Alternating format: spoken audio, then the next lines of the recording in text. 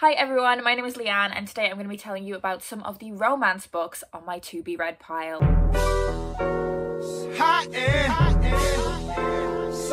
I've spoken about this at various points on this channel, but I am someone that came to romance I think later than I should have. In a couple of the years immediately following me graduating university, where I did an English Lit and creative writing degree, I really thought that I was into like literary fiction, and I definitely have like some literary fiction tastes, but the idea of reading romance, rom-coms, kind of steamy fiction was not something that I was drawn to, and I think there's a few reasons for that. I think I had a lot of I had a level of like internalized misogyny, you know, I thought these like were like girly books, and even at that age, like in my early 20s where I considered myself like such a staunch feminist, I still had this internalized misogyny that was preventing me from wanting to pick up rom-coms. I also think in a couple of the years immediately following me graduating, I also had this idea that all like great literature should be, you know, informative, thought-provoking, and that's not to say romance fiction isn't informative and thought-provoking. What I've come to learn is that it definitely is, but I very much associated that with literary fiction and like serious non-fiction, and as I said, I do still read a lot of that. I still do read in order to like inform myself, to learn, but I also now place a much higher value on reading as a form of entertainment, and that is definitely how I feel about my romance fiction. So I have picked 10 books off my shelves that fall into this kind of category, and I'm going to tell you what my thoughts are going into them, what I'm anticipating that I'm really going to like about them. So without further ado, the first book on the list is The Spanish Love Deception by Elena Armas. So this was a book that was originally self-published, and then it started doing the rounds on TikTok and it was picked up by traditional publishing. This is about Catalina, who desperately needs a date for her sister's wedding, especially because her ex-boyfriend is going to be there with his new fiance, and especially because she has made up this white lie that has spiraled out of control about her American boyfriend. She only has 4 weeks to find someone willing to masquerade as her boyfriend and go to this family wedding, this wedding that is on a different continent. They are in New York City and the wedding is of course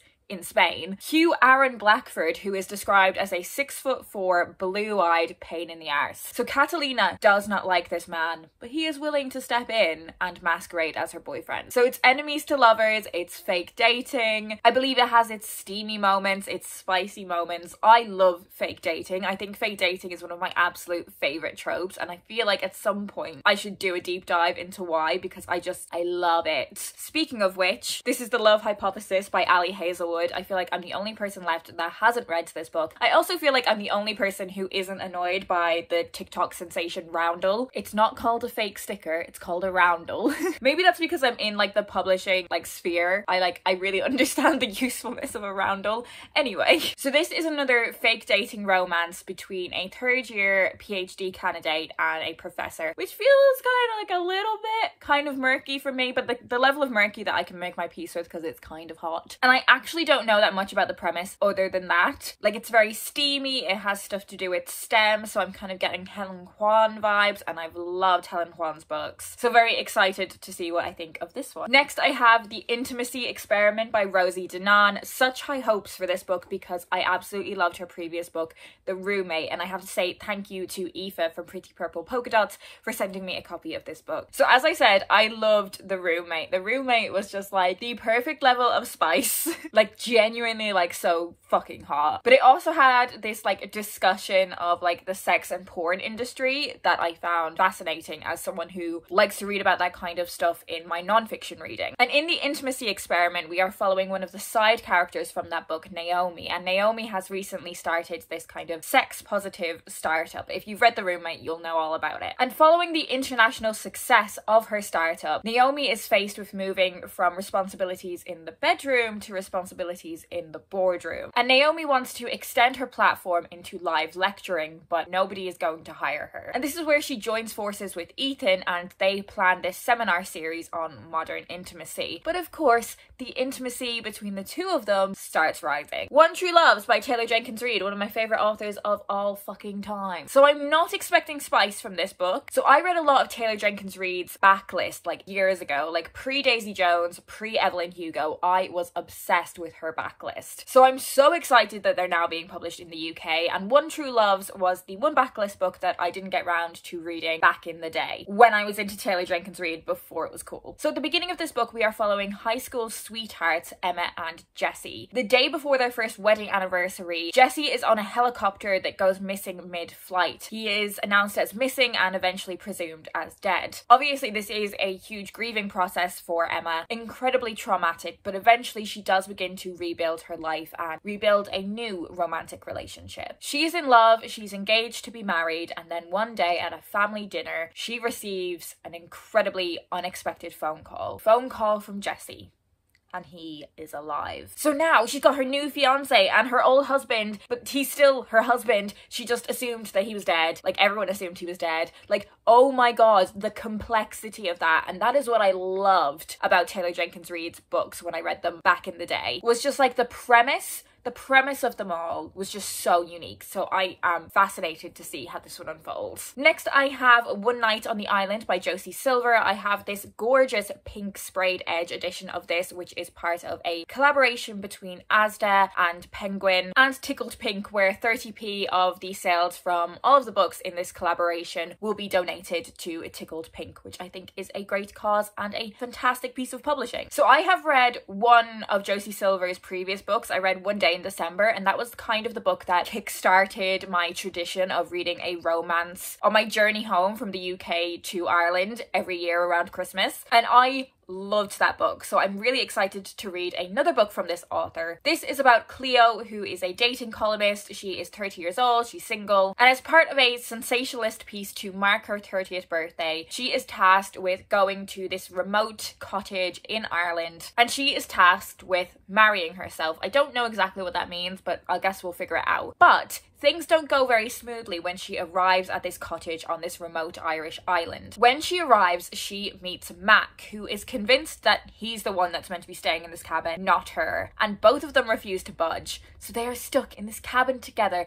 being all stubborn. I mean, I'm in. I am so in. Okay, this one I'm not strictly sure is like a romance, but I think there are kind of like flirty parts of it. And that is Reputation by Lex Croucher. I think this book is mostly kind of just about like fun times and female friendships, but I do think there are some kind of like romantic flirty bits to it. So this book is set in the kind of middle upper class Regency society. So definitely like if you're into Bridgerton, I think there would be a lot of value in this for you. I think you would get a lot from it just based on those kind of similar vibes. And we are following Georgiana, who has been abandoned by her parents in favor of a sea view, and she is shipped off to live with her uncle and her aunt, who are pretty dull and pretty dreary, and that's what she thinks her life is going to be like until she meets Francis, who is kind of this socialite, very much a member of the in crowd. And as a friendship develops between these two characters, Francis introduces Georgiana to all of the ways that she can rebel in Regency society. The wild parties, the drunken debauchery, the very attractive men. So I think this one is going to be a lot of fun. Next, I have two books that were very kindly sent to me by the wonderful Charlotte over at Courtney Reads,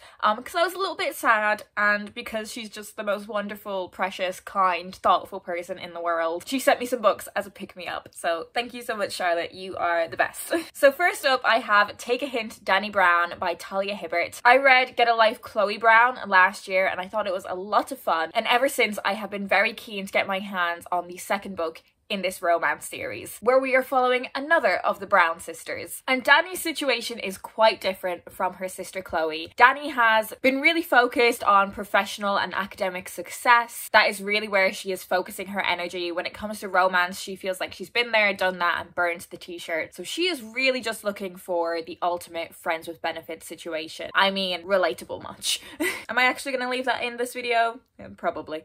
One day, Dani is rescued by a brooding security guard in a fire drill gone wrong. And it's immediately obvious that there is like sparks and tension between these two. They are definitely going to start hooking up. But a video of him rescuing her ends up going viral, and the whole internet is basically like shipping these two real people together. And Zaf, the security guard, is begging Dani to just play along with this. So again, we have more fake dating. I am so ready for it. Just honestly inject that shit into my veins. Charlotte also very kindly gifted me Red, White, White and Royal Blue by Casey McQuiston. Again, I feel like I'm the only person that hasn't read this book yet. I'm sorry for being so late to every party. So this is a male-male romance between Alex, who is the first son of the United States, his mother is the president, and Prince Henry of Wales. The tabloids snap a photo of an altercation between this pair, and the royal family and the White House kind of devise this plan that they have this kind of performative, Instagrammable friendship to assure everyone that everything is okay, and also from a kind of marketing perspective for both of these institutions. But of course it ends up being more of a friendship, and that's all I know that happens in this book. I'm sure I will be able to put aside any feelings that I have about the royal family and or the White House to just enjoy this for what it is and the entertainment that it is. I also have another book from the same author. I have I Kissed Shara Weaver by Casey McQuiston. This was very kindly sent to me by Book Break, so thank you so much, Emma. I actually don't really know what this is about. I know it's YA, I know it's female romance. I think there's some kind of like mystery element to it as well. I think that's what the like letter on the cover symbolizes. It's like something to do with clues. I have also heard this one is very funny, so I'm intrigued to see what I think of it. And finally, we are going a little bit old school. You know, we've spoken about a lot of the TikTok books. Now we are talking about someone who I think is like one of the OGs of the rom-com novel, and that is Mari McFarlane. I would like to read Here's Looking at You. I've read a couple of Mari McFarlane books, and I have just found them like thoroughly entertaining. This was originally published in 2013, so like nearly a decade ago. So this is about 30-something-year-old Anna who is absolutely loving life. She is so pleased with how her life has turned out. Despite the oddballs that she keeps meeting on dates, Anna is truly living her best life, but things weren't always like that. You know, she had a pretty